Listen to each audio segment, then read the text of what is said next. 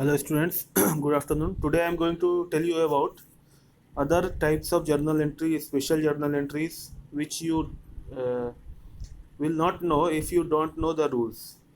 According to common sense it cannot be done. So let's discuss those because we had already gone through combined journal entries, entries related to trade discount and cash discount.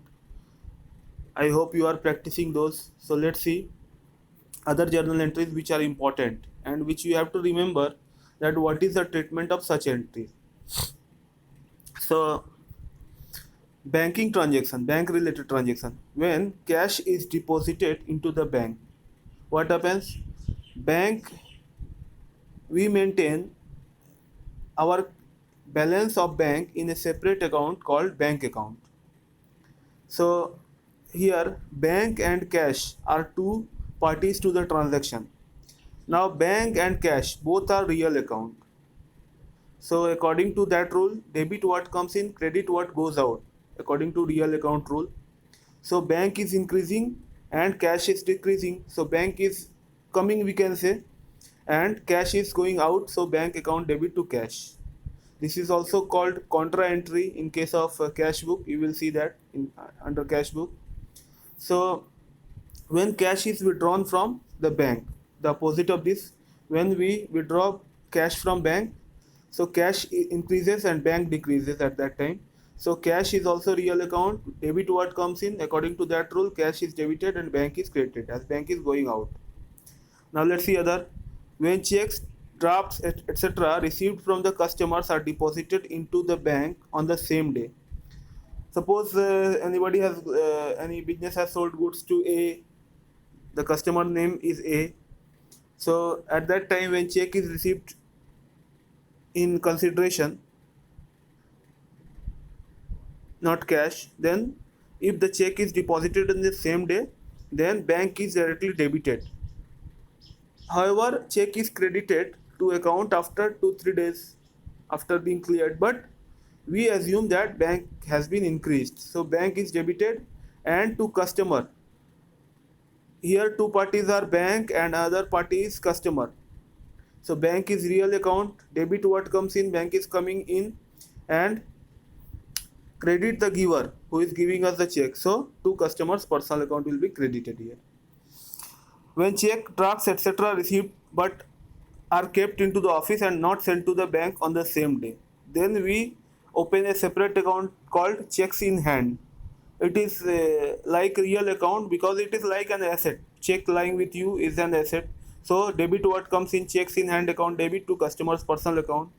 Again, when the same check will be deposited into bank, the bank will increase and check in hand account will be cancelled by crediting it. So debit and credit both will balance, and this balance will not appear in the book. So check in hand is a temporary account created to treat such checks which are not deposited on the same day. So remember, if checks are not deposited, you have to make entry checks in hand to customer and then bank account debit to check in hand.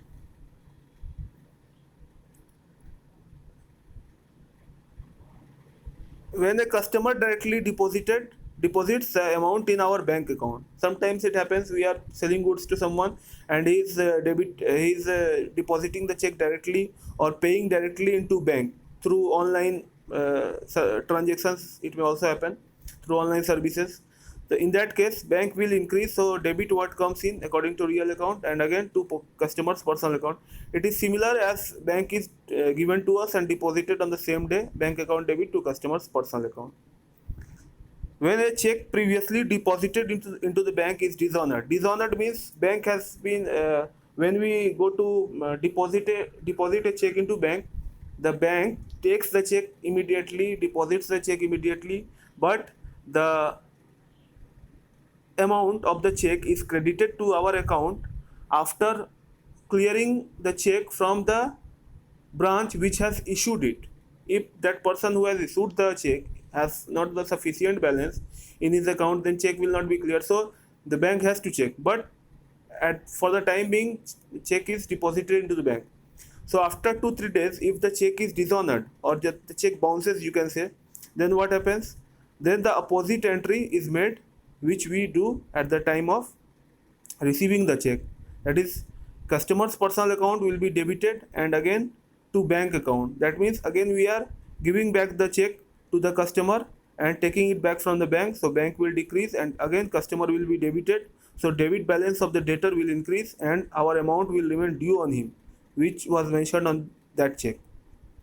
Again, when a check is received from a customer and discount is allowed to him if the check is deposited into bank on the same day, then this entry you have already come in touch with, like bank account debit, discount allowed will be debited and to customer's personal account.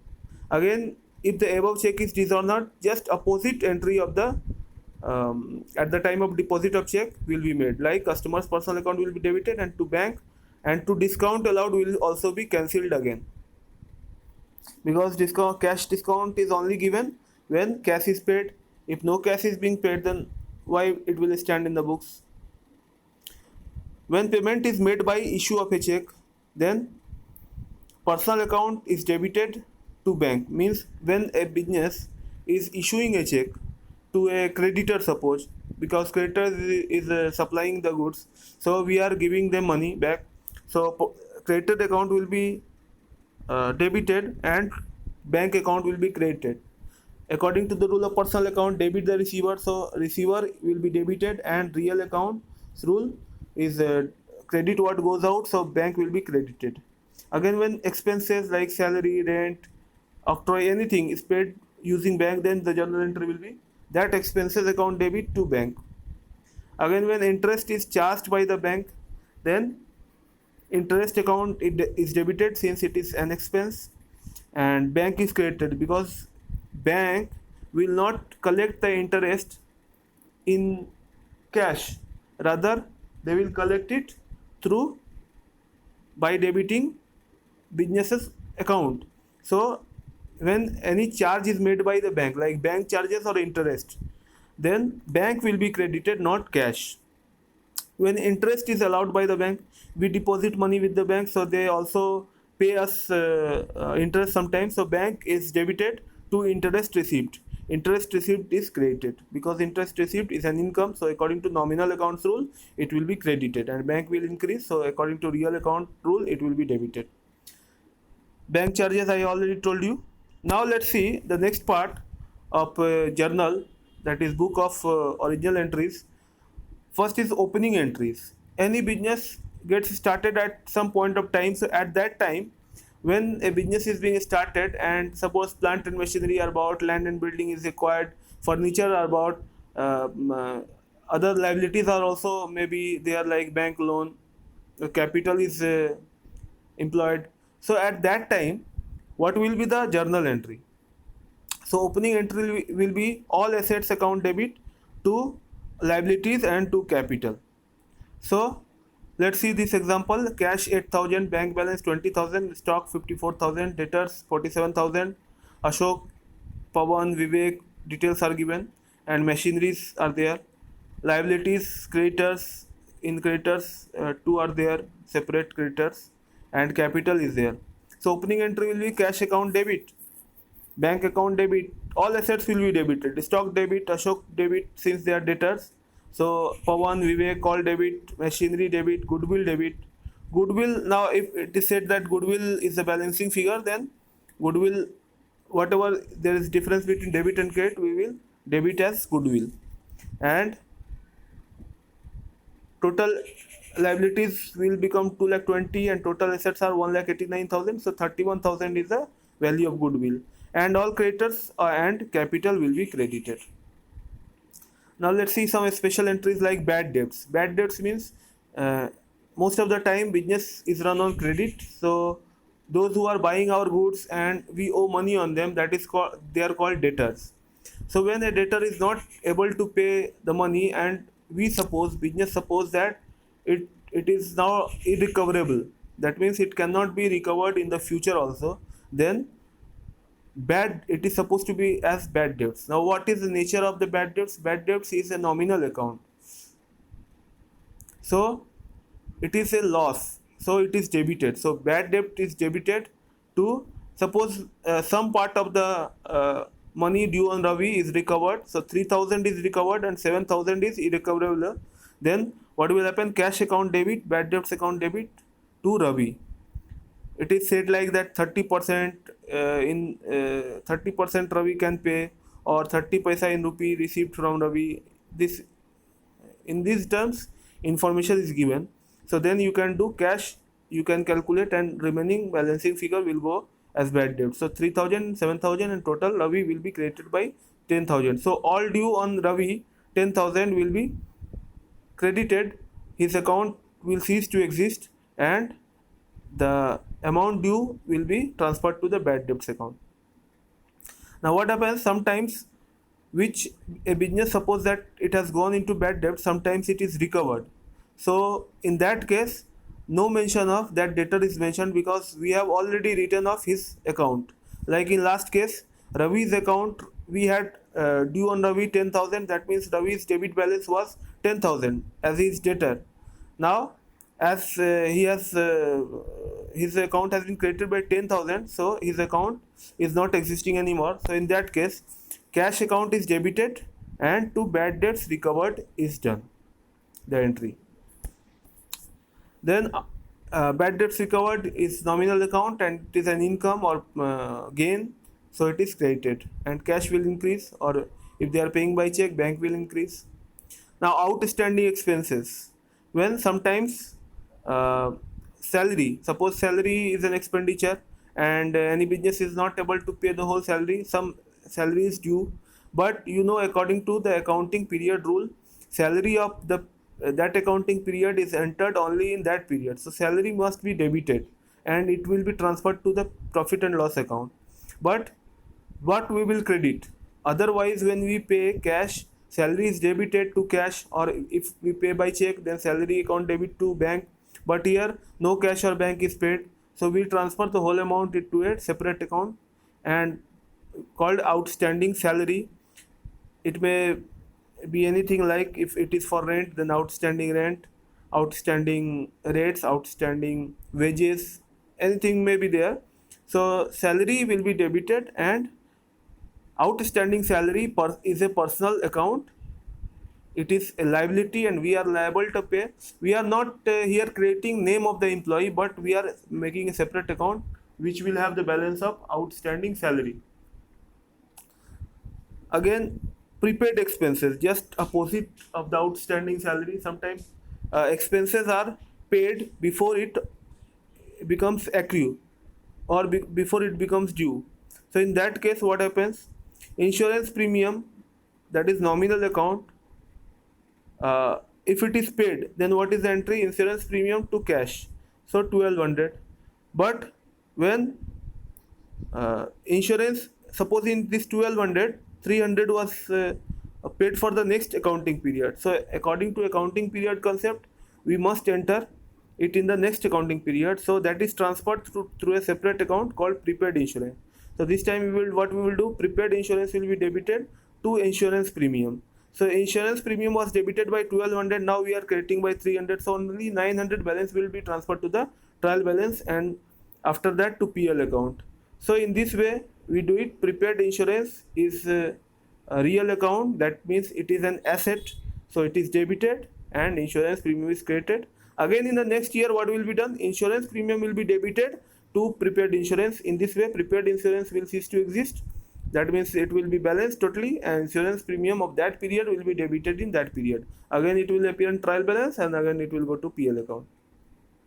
Now depreciation, when we use any asset, depreciation occurs in that, like plant and machinery, when used for a long time, it goes under wear and tear and it becomes less usable, and after 10 years, if we provide for that, then it will be late and the profit will be distributed to the owner, and that fund will not be created. So every year, suppose we buy a plant and machinery whose value is 1 lakh, now its period is supposed to be 10 years, so every year we are consuming 10,000 of the plant and machinery.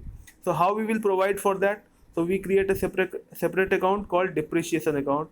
So depreciation is nominal account, it is an expense or loss, so depreciation is debited and that asset for which we are providing depreciation is created. In this way, two things will happen. first depreciation will be charged as an expense to the profit and loss account, thus our profit will decrease. And second thing what will happen, that plant and machinery will be decreased, so that plant and machinery will show the actually depreciated value. Then let's see interest on capital.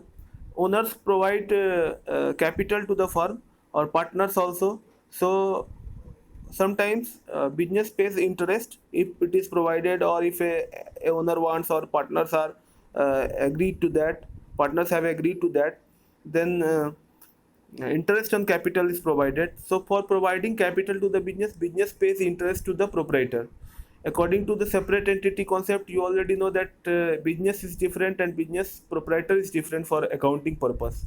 So for accounting purpose, interest on capital is an expense for the business, because business is paying that to proprietor. So interest on capital is debited, and sometimes if that has been withdrawn by using cash, then interest on capital to cash will be the entry.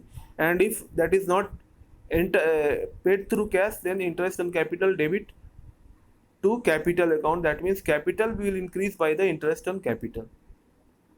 Now interest on drawing. Sometimes partners or proprietors withdraw some amount, as well as withdraw some goods from the business. So on those drawings, interest is charged. If 2 or 3 partners are there, then only it happens. Generally in partnership it is seen that if all the partners are withdrawing different amounts, so some interest is levied on them, so that drawings will be, if they make drawing, then it will again turn as income for the business. So interest on drawing is income for the business, so it has credit balance. So here either it is, if it is paid by bank, then bank will be debited to interest on drawing, and if it is not paid, then capital will be debited to interest on drawing. In case of fluctuating fixed capital method, we do through it current account also a separate account.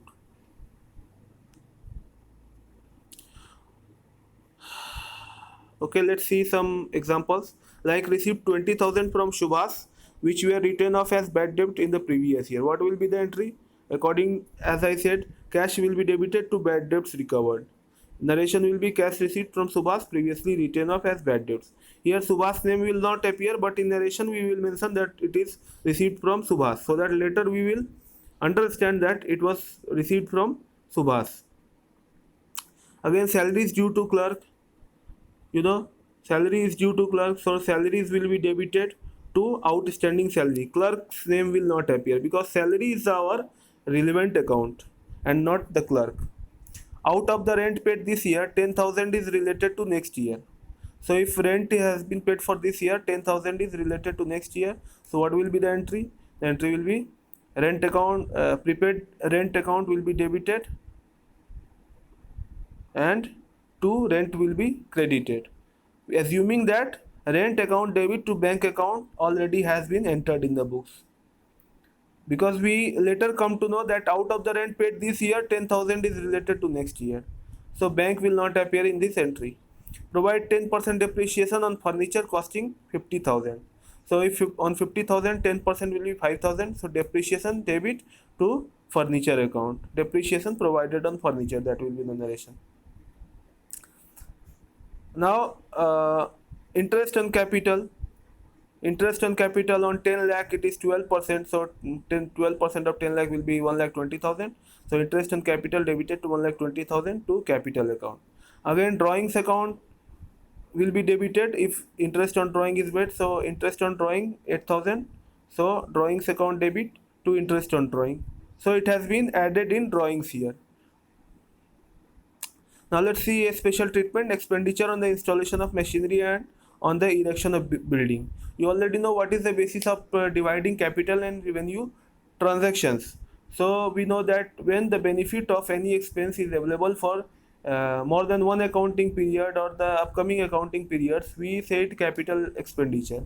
If the benefit of that expenditure is received only in the current accounting period, then it is called revenue transaction or revenue expenditure or revenue income. So here, if the expenditure on installation of machinery is done or erection of building, Then these are paid in terms of wages, which seem to be nominal account, but this is not actually, because the benefit of such installation or the wages paid on installation will be available till the machinery will be used. So here we will treat them as capital expenditure, and we will do what? We will debit the machinery account. Machinery account will be debited to cash. It will be entered like this, or to bank. And so machinery's value will increase. Suppose in 1 lakh one machinery is bought and 20,000 is spent on erection, then the machinery's value will be supposed to be in the books 1,20,000. So machinery will be debited by 1,20,000 to bank or cash, whatever. If repairs are done, then repair charges are nominal account, so repairs is debited to bank. Then machinery is not debited or credited. So go through this. If you will read this, you will understand. If there is an issue, then please let me know. I am giving you some exercises. Go through that. Thanks.